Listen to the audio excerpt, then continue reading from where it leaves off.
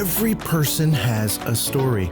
Some shape us, some break us, and some help us heal. Join sisters Kim and Bibi as they explore mental health, trauma, relationships, and personal growth through honest conversations, lived experiences, and professional insights. Because understanding your story can change the way you live it.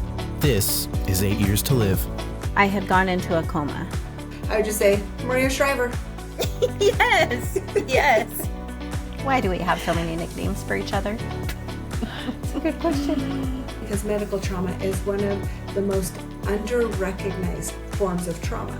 Who are you going to talk to when I die? He's already telling you you've got 8 years to live. Bibi? Jojo? Is that you? Is that really you? Kimberly, Mao. I don't even know what to call you. But yes, it's really me. Why do we have so many nicknames for each other? That's a good question. Really good question. My favorite one for you right now is Jojo. Jojo! I love Jojo. I love Jojo too. So, episode 1. We're actually doing this. Can you believe it? No, we have talked about we've actually pretended to have a podcast for a really long time. So now it's for reals.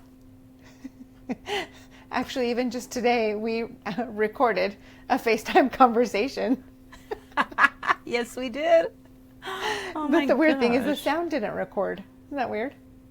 Oh, no. So you have to go just by the picture.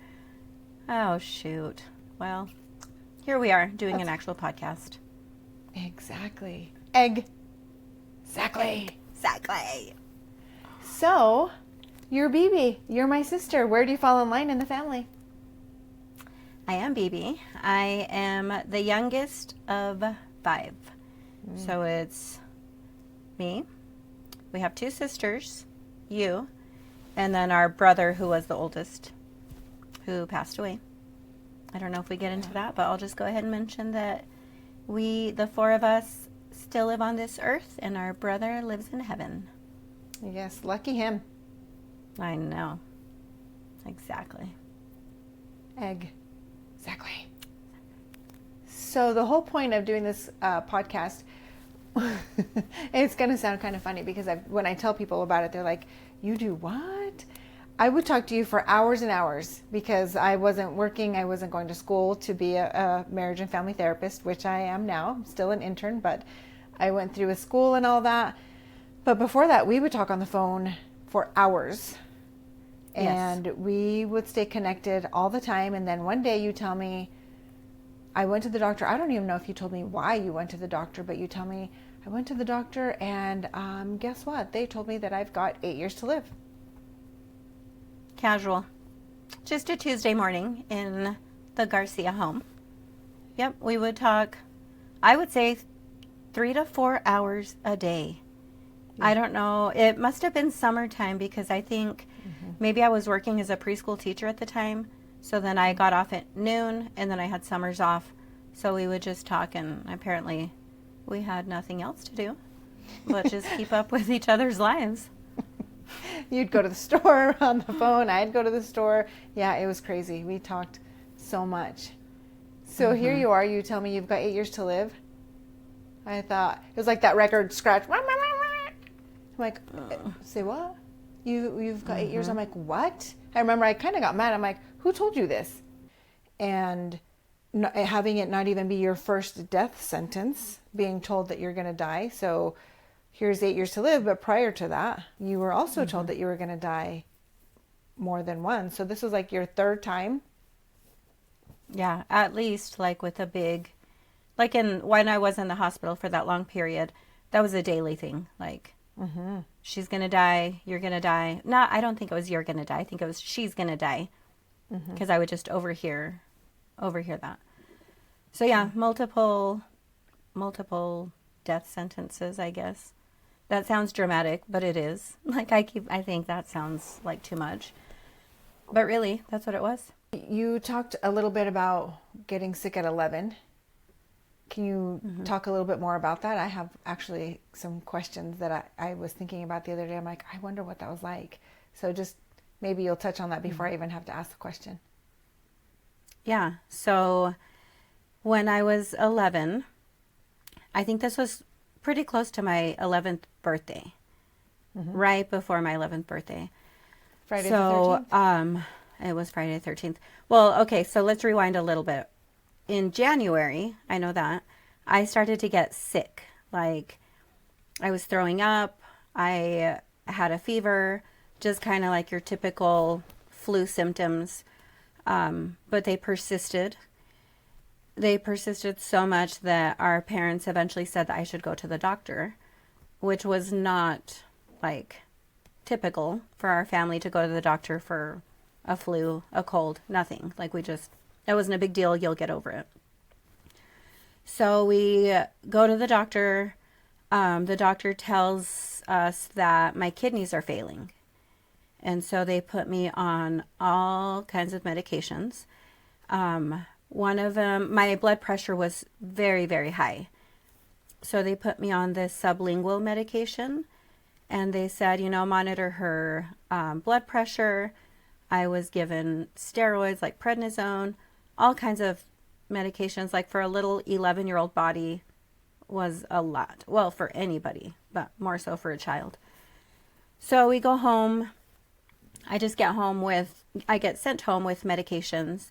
Sorry to interrupt. Do you remember going to the doctor and being told that your kidneys are failing? Like, or is that like an afterthought? Vaguely. I don't know if I remember it or because I've heard it or said it so much, I've created an image.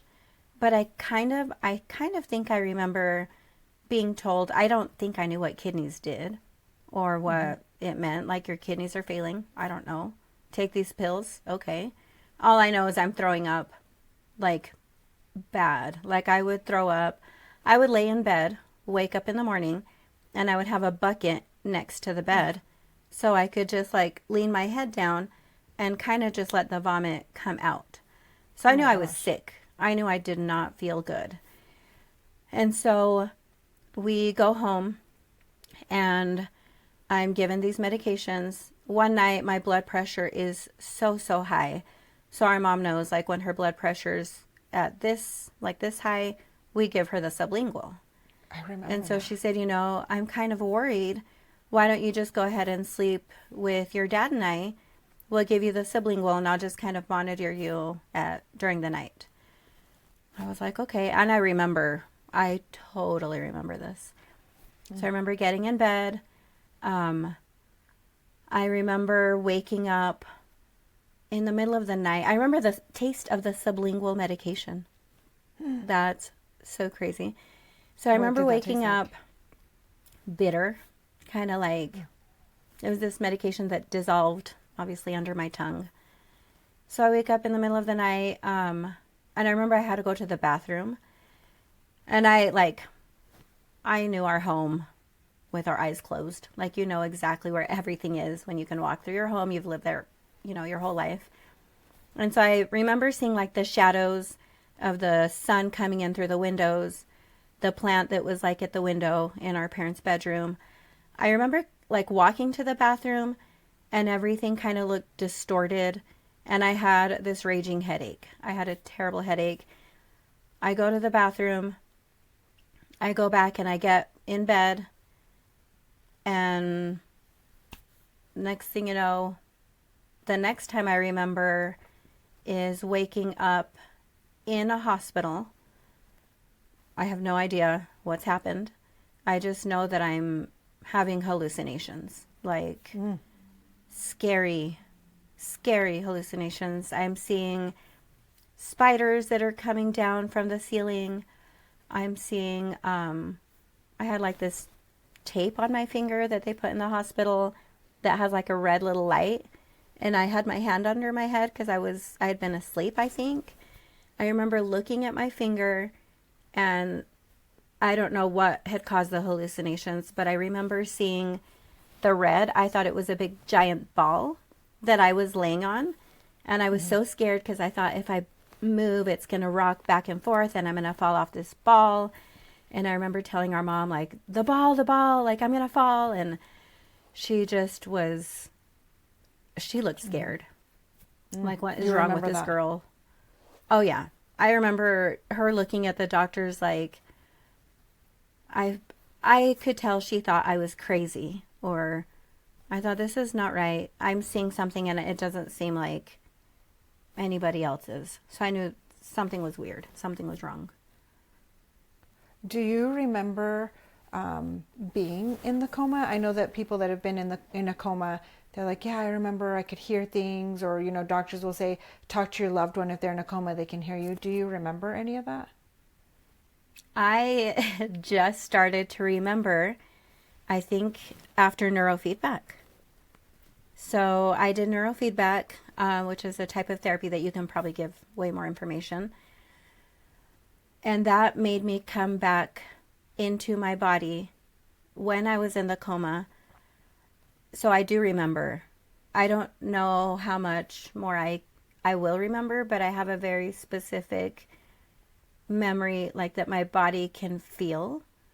It's not like something I can visualize or really tell you what it looked like, but I remember being scared. I remember being, I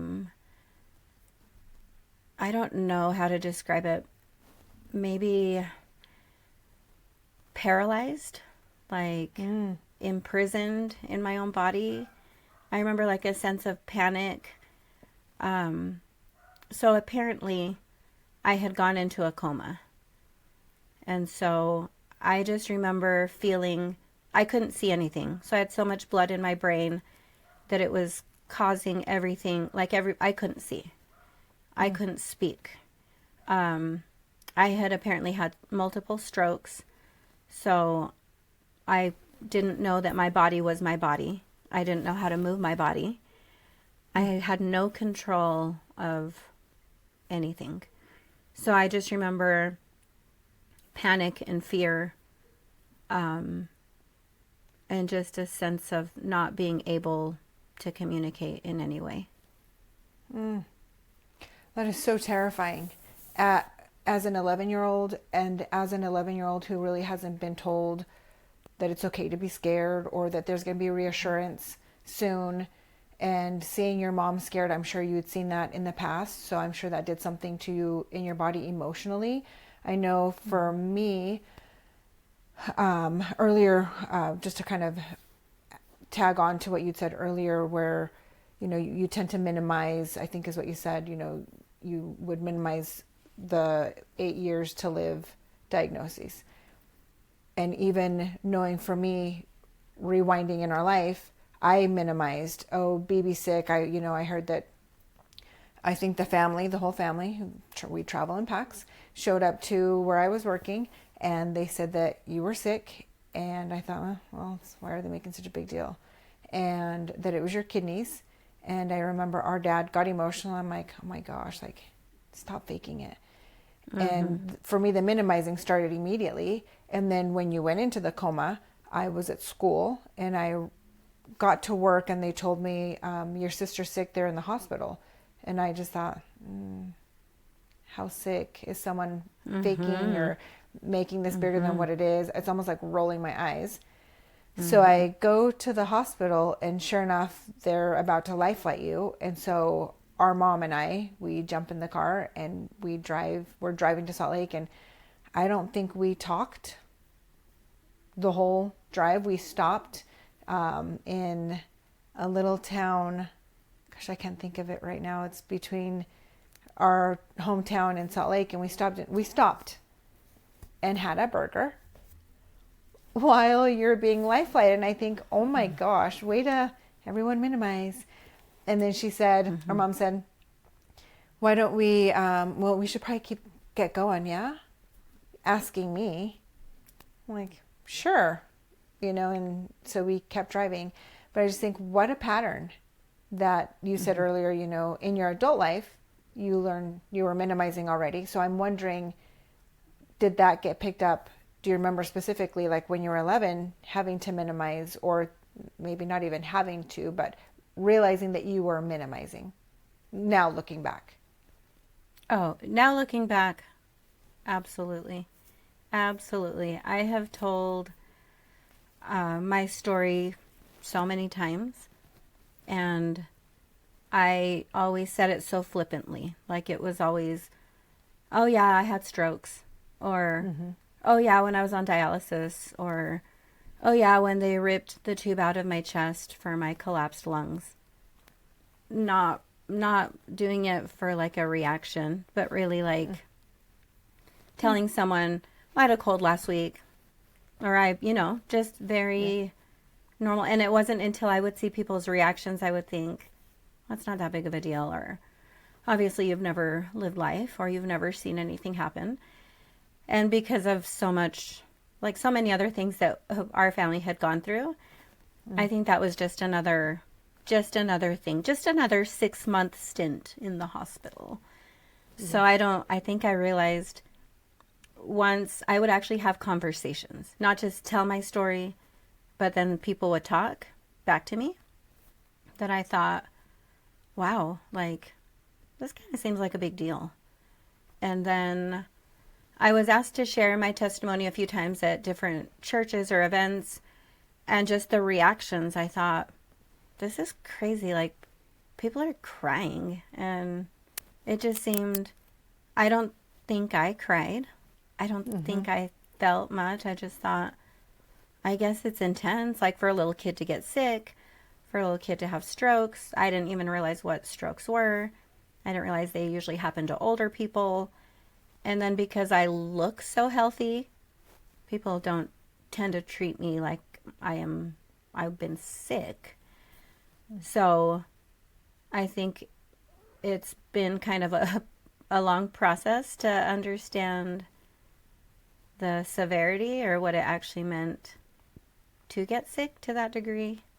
And I'm still learning. I still find myself sometimes saying, oh yeah, that's before I got sick, or oh yeah, when I did chemotherapy, or oh yeah, when I was bald. Just things I'm like, oh yeah, this isn't like a Tuesday morning at, your diner that you're talking about. It's, oh wow. And people are like, oh, you had cancer. No, it was for something else. It just has seemed like such a thing that I've talked about so much, that some of the emotion, if there was any, just kind of became repetitive. Like, oh yeah, people don't know the story. People will react, and it is what it is. So much emotional confusion. Because, like you're saying, why are people crying when I'm not even crying and it's my story? And sure, you've told it a lot, but even when you were little, it's like, yeah, so I'm sick, so I'm hooked up to a dialysis machine. It is what it is. Just that pattern, and like you said, even prior to you getting sick, having that same pattern of minimizing and doing it, knowing why you're doing it now, like, it was for protection. You needed to protect yourself because what was happening was so big that you couldn't process it in your mind. Emotionally, you had nobody to have them explain it to you. Like, yes, this is really scary, and oh my gosh, I'm terrified that you might die. Like, those were unspoken words. Oh yeah. No, nobody ever talked to me. I overheard it literally several times outside of my hospital room. And to give like our mom credit, I can only imagine how much she was in denial or didn't want to hear it for herself. I can't imagine being in her position, having to tell her kid, like, yeah, you heard right. Like, I would ask her, am I dying? And she'd say, no, you're not dying.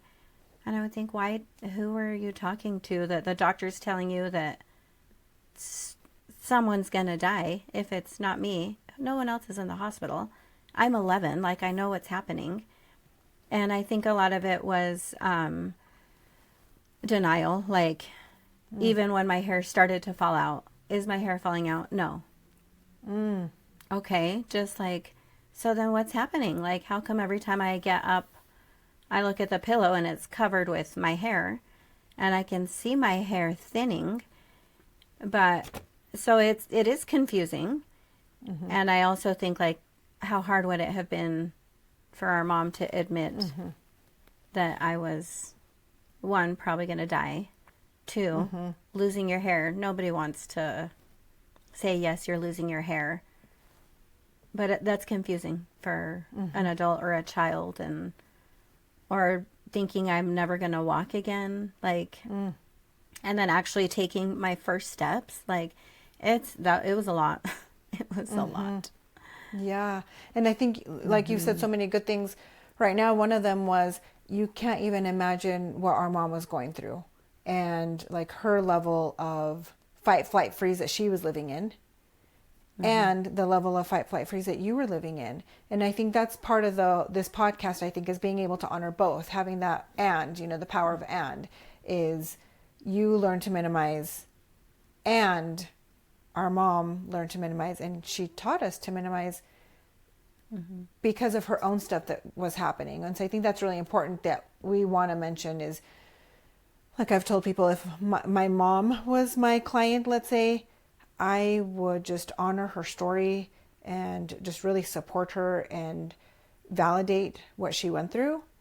And then if I was my own client, or if you were my client, I would also honor and validate your side of what you went through, not just when you got sick at 11 and then again as an adult, but what happened before that. I think holding both of those can be so healing to all involved, really. Yes. Yeah, absolutely. Yes. And I think it doesn't take away from either side. So for our mom, I'm sure I can't say for sure what she was thinking or what she was feeling, but I would imagine that it would be no. And we've talked about it now in adulthood. I'll tell her, like, what did you think when the doctor said I was going to die? And she'll say, I knew you weren't going to die. And I think that's also her faith. I know that she has always had faith that I don't even know how she has it or why she has it based on what she's gone through. But she'll say, I knew you weren't going to die. But I do know that she was scared, of course. Like, she maybe something within her, that hope, like she's not going to die. But at the same time, like, I know she's also told me I would just go into another room and scream or cry. I think, yes, the desperation of watching your child in pain or be helpless, and there's nothing you can do for your child in those moments. And then having to deal with it all alone. Like, she had no support.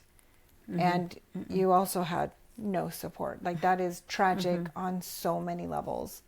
And just knowing, like, that those patterns, like, for people that are listening to us, not to minimize what they've been through, but those patterns of minimizing, like, and we get into it in future episodes.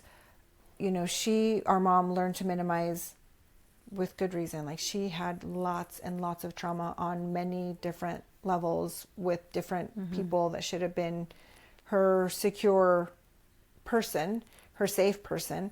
And she passed that down onto us, the minimizing, teaching us how to dissociate, not because she wanted to hurt us, not out of malice, but it's what she knew.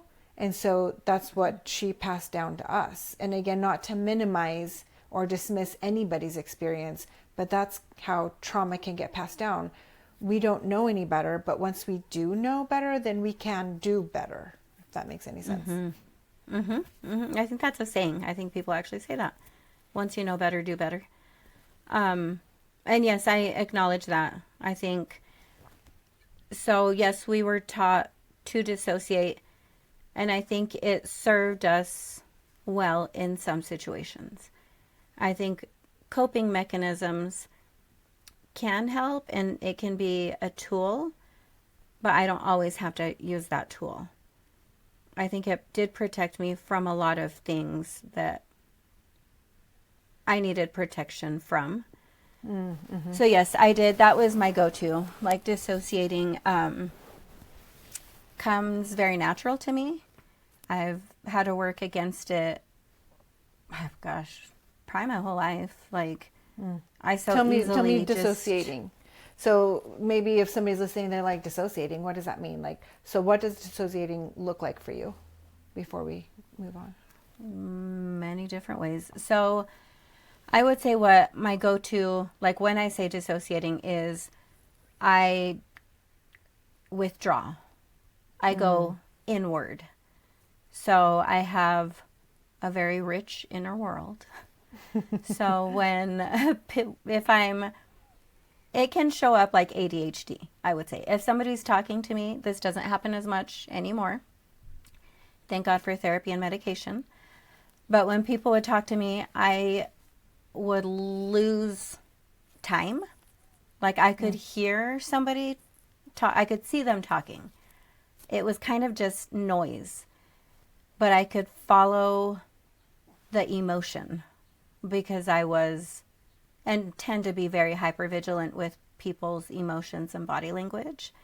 So if somebody would be talking to me, I would just kind of watch them and just sense what they were saying instead of listening. It's like I could not listen. Mm-hmm. So that would be probably one of the biggest ways I would say I dissociate. Just I would be gone mentally, emotionally, but I was there physically. Mm-hmm. Yes, and right. And well, you said something like that was your coping mechanism as a child, like that helped you to survive dissociating, or maybe denial, or withdrawing. Like all those things are coping mechanisms that we used as kids, and they did help us to survive. And now we bring it into adulthood because, I mean, there's really, oh, now we're adults. Oh, everything's out the door. But no, like denial is such a strong coping mechanism. And if we bring it into our adult life, then it can look like an alcoholic that's in denial of how big their problem is. Or, you know, somebody that's gone through a lot of trauma, they're in denial to how they're responding with their road rage. Oh, it's not that bad. So all these things that we've learned from kids or when we were kids, now you're learning to have different coping mechanisms to not withdraw into your rich inner world and being able to stay present. Some clients have described it as going fuzzy, or it's like, I see a light around your face, but I really can't see your face, is what people have said. So yeah, dissociation is such an easy thing to do once you've done it for so long. Oh yeah, just natural. It was more natural to do that. I would have to make an effort to really pay attention or to be present. I could be in a room full of people and I would have no idea what was going on with a conversation, if people were playing a board game. And it's frustrating to myself, and I'm sure to others, just hearing someone would say like, "What do you think, Bibi?" I have no idea what you said. So typically, because I was following cues like body language, I would kind of know like the majority of the room is against what they're saying. So I'd say, yeah, I don't know. And I would just make a face like I didn't agree with it either. Or vice versa. Most people are on board to be like, yeah, that makes sense. Or I'd often just say, oh, that's crazy. What's crazy? I don't know. It comes off as inattentive, I think. And it also can not look caring, like maybe? Not caring, not interested, bored. I've been asked and told that I look bored often. And I don't feel bored. I feel very entertained with my own thoughts. Or it can be like minimal, like busy work. I've always enjoyed busy work. Give me a box of, I don't know, beads and I'll color coordinate them. I love that. So that's dissociating for me. Like I can detach from what I should be doing, like responsibilities or whatever I need to be doing, and really just dissociate. And I can lose time. Not as much anymore, but I would lose hours. And Ruben, my husband, would ask, "What'd you do today?" I would have no idea. No idea, because I was so dissociated. I could almost even be in a conversation talking and I wouldn't even know. Like there was something not connecting my brain to my body, or just wires crossing. There was no like it wasn't solidified to what was happening in my mind. It's weird. Fuzzy's a good word. Yeah, and I can totally see that developing even more when you did go to the hospital and you are being told that you're going to die. Like, that's terrifying for really anyone. And for you to overhear it and know that they're talking about you and then being told, oh, no, you're not going to die. Of course, you're going to go into your rich inner world because you're trapped. And that's what happens when we get trapped and we can't literally run away. We dissociate. We run away internally. Yes. And I think like right now I'm having, for whatever reason, like such a vivid memory of being in the hospital, and I was having some sort of, I don't know if it was a seizure or a stroke, but my head would like get pulled back as if someone's grabbing my hair and pulling my hair to the back, and I had no control. I don't know if do you remember that at all? I don't know if you were present or if you just heard about it. I remember seeing you have seizures. I don't know if it's that specific time, but I do remember seeing you having seizures. We were having pizza. Oh, I don't remember that. I don't know. This was like a very, like my seizures often were like the typical, what I think maybe people think of typical, like my body would shake, seize. I would have, like they'd put something in my mouth so I wouldn't bite my tongue. This was different though.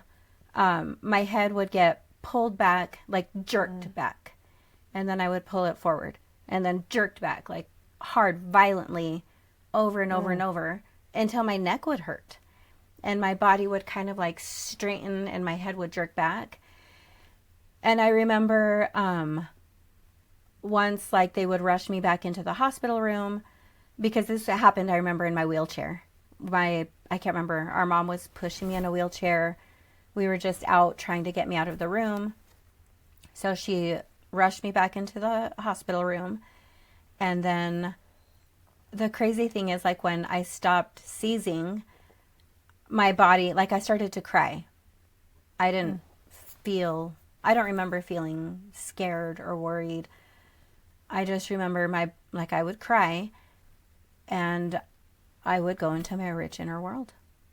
I remember thinking of like being on a mountain and just like in Las Vegas, like a red rock kind of. And this is just like, I'm remembering this right now. Oh my gosh. I remember feeling, yes, like as if I was on a mountain and I was like throwing myself back, and that was what my body was doing. Like I was diving off of a cliff. But obviously I knew what was happening. I felt very aware, like I couldn't speak. I remember, I think our mom was like, it's okay, like, because I was crying, and I thought, I'm fine. I'm totally fine. Like, I'm not worried. I'm just on a mountain. Isn't that wild? Gosh. Yes. That is so crazy. Yes. I don't remember that at all. Thank God. And I can't even imagine what thank God for dissociation in those very moments. Like, that would be so terrifying. And then I'm sure our mom was super dissociated, not even knowing what's happening, watching you, being helpless, you being helpless. Oh my gosh. Because that happened also. At 11. Yes. Like not just the backward thing, but I remember doing that forward. Like I would be laying in bed and I would feel like I was violently thrown forward. Oh my and gosh. Our mom would ask like it sounds, I'm imagining like demonic. I know it's not, but you know that movie? Yes. I don't even know what it's called. You know what movie I'm talking about. That's what it was. Yes. I would like sit up and my body would hurt because I would jerk. And our mom would say, are you okay? And I'd tell her, I'm fine. That was weird. I don't know. Maybe I was having a nightmare. And then I'd lay down and it would happen again.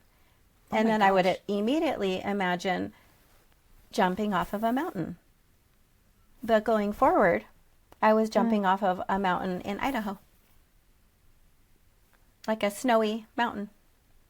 I don't know if any of this means anything, but that's just my visual. Like, I totally remember specifically, I would either jump backward or forward, and it was a seizure.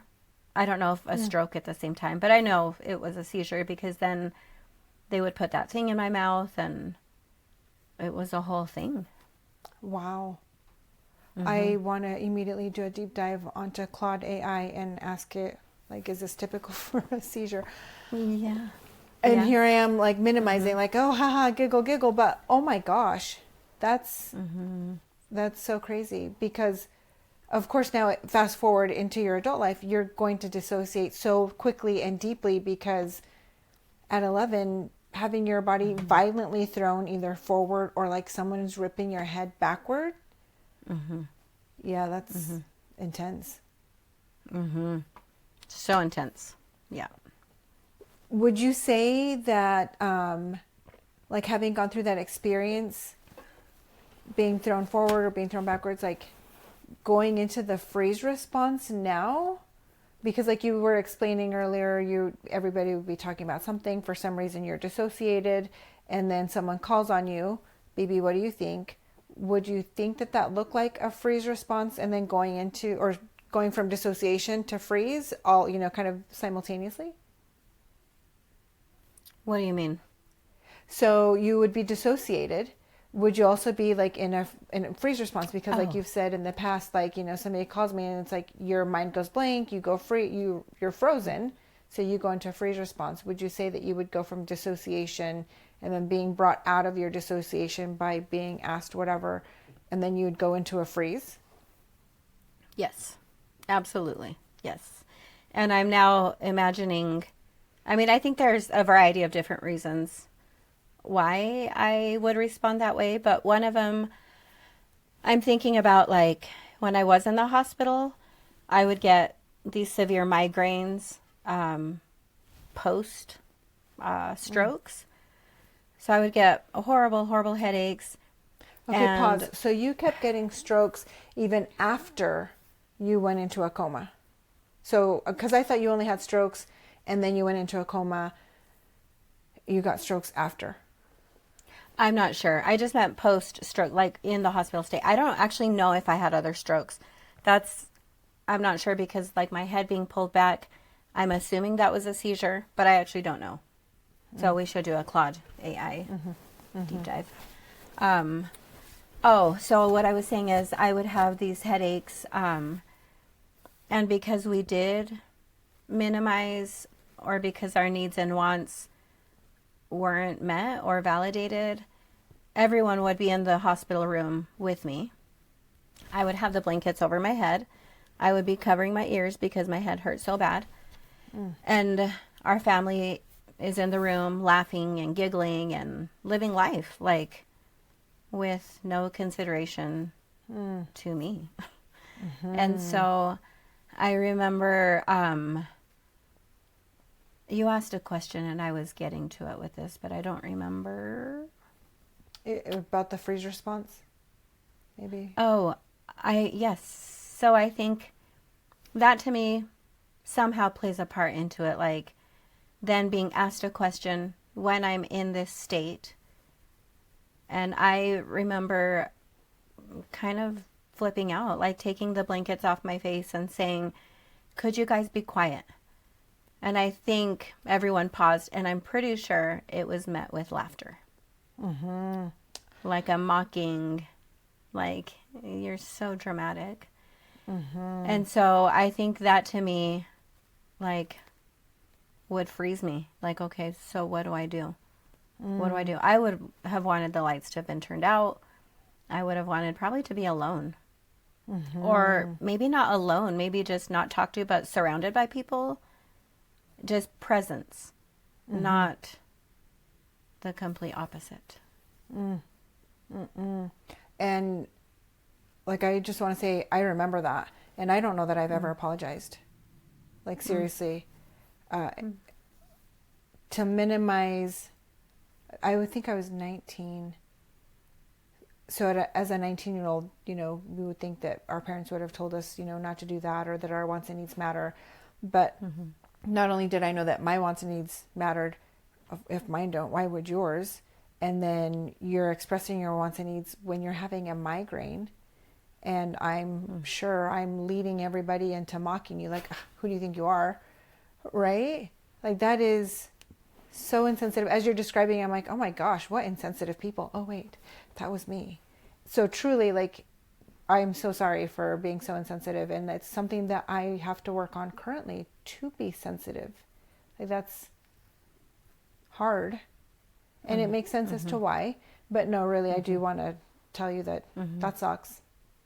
Yeah. Yeah. And I accept the apology. I don't think I've ever held it against really anyone, just knowing like, oh, that's, and not to say like I've also been insensitive. I've been on the other end. And I've also said like, really, you have a headache? Get real. Like, have you ever had a stroke? You know? And I don't have to go that route either. So I get it. I also can be very insensitive, but it has taught me to be, I think, sensitive. Like, trying to, like, I sympathize with people that don't feel good. I think that sucks. That does not feel good to not feel good. Especially, like, when others are, you're still trying to live your life. Like, I get it. I think we were all kids. Yeah. And we didn't know what we didn't know. And what can you expect from children? Or, like, I'm sure you guys were trying to have a good time regardless or in spite of the terrible situation. Because that's also what we do to cope, which I think can actually be a really good thing. Like, there's two sides. Like, I think when we've suffered some trauma, we can all laugh together, even though it is severely traumatic. So I'm sure that's what was happening on that end. Like, we're still trying to just have a good time. Yeah, and I'm So sure I totally get it. that was my role, is to let's carry on, everybody, and it's not happening. Let me do a little dance for you so that we can all laugh and get over it, because it was such a difficult situation. We're being told that our sister's going to die. We drive the 2 hours home and leave our mom and sister back. And now I'm in charge of the family at 19 with no money to feed two kids, you know, my two sisters and our brother who's older than me. So yeah, it's so layered. And I think that's the thing that we really wanted to focus on for this podcast, is that trauma happens in layers, and when we heal in layers. So I think you and I talking on the phone, there was a lot of healing, because we ended up having conversations similar to this, where it's like, oh my gosh, that sucked. And like you said, you understood, and it still sucked. So many things that were happening all at the same time. So many things. I don't think I've ever heard you talk about the drive home. Do you remember that? I remember always the drive there, but I don't really remember the drive home. That's interesting. I remember the drive home when we brought you home. I do remember that, but I don't remember leaving. I'm sure that was way too hard. Still to this day, like if I leave, it's like so heart-wrenching. That's crazy. That you, well, the parts that you remember. Go ahead. No, I was just going to say that's kind of why we wanted to have this podcast, was because as we learned to put words to what we've been through, like we learned what dissociation was. I don't remember ever really knowing. I mean, I knew that I did it, and that you did it, and how we were taught to do it. You know, think of Santa Claus and happy things when horrible things are happening to you. Funny, not funny. Yes. But that was the whole point of having the podcast, was telling people this is dissociation and this is what happens. And it doesn't mean that you're broken. It means that we learn to survive, or, you know, learn to cope through things that were really difficult, that were too big, which is the definition of trauma. It's not the actual event. It's like what we don't get when something is really too big for us to handle. So yeah, I think as we learned that what we went through was actually traumatic. And I think like as I started school, I started learning so much more. I'd been in therapy already for years, but it really started making sense once I went to school to be a therapist. And then you and I started having these therapy conversations, doing deep dives on dissociation, watching all the podcasts, listening to all the brothers. What's their podcast? Being Well. Well, yes. It's a father son. We call them the brothers because we just like to destroy words. But and that's a good point to bring us back to why we started the podcast, because we thought I was going to die. Yeah. And so we started to record our conversations because what else are we going to do? Let's record the conversations, because we talk 3 to 4 hours a day. Who are you going to talk to when I die? And that was what made you sad. It's like, oh, it's not that you're going to die. It's that, oh, my sister's going to be left alone with no one to talk to. Yes. And so let's record. I don't even know who thought of recording the conversations. I'm sure it was me. Let's record it. Let's make a podcast. Yes. Yeah.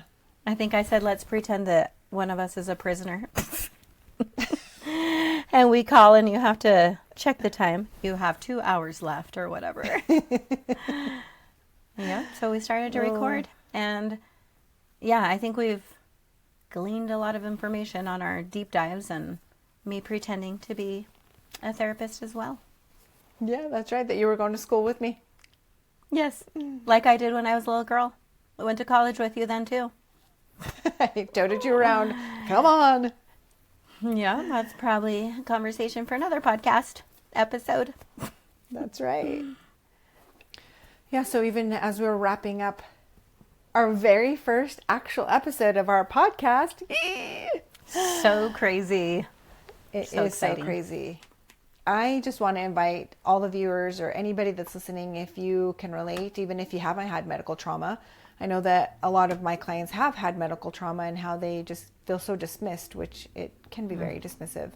You know, if you haven't had anything like that, or anything you can relate to dissociating or having anxiety or anything like that, we want you to follow us along on our journey, because we're going to be talking about all these different things and how they show up in our day-to-day life, and how we picked up these patterns, these coping skills from when we were kids. Mm-hmm. Yep, I agree. I think if anyone can relate to any part of it, that's what we want. There's a lot of things that might feel unrelatable, but I think when we get to the depths of it, we're all just human. We all just want love and connection, regardless of what our childhood should have or did look like. We all want the same thing ultimately. We want to be loved and cared for. Yeah. And I think that was another thing that we were thinking, was that connection. And that's what I was thinking about right as you were thinking about it. Or when you were saying it, is connection. We were wired for connection. We were wired for love. And when we don't get it, when our parents aren't attuned to us, we don't feel connected. And so if anybody does feel connected, feel free to comment. Make sure that you like and subscribe to our podcast. We would love to connect with you. Truly, we would. Absolutely. Yes, we would. See you next time. Bye-bye.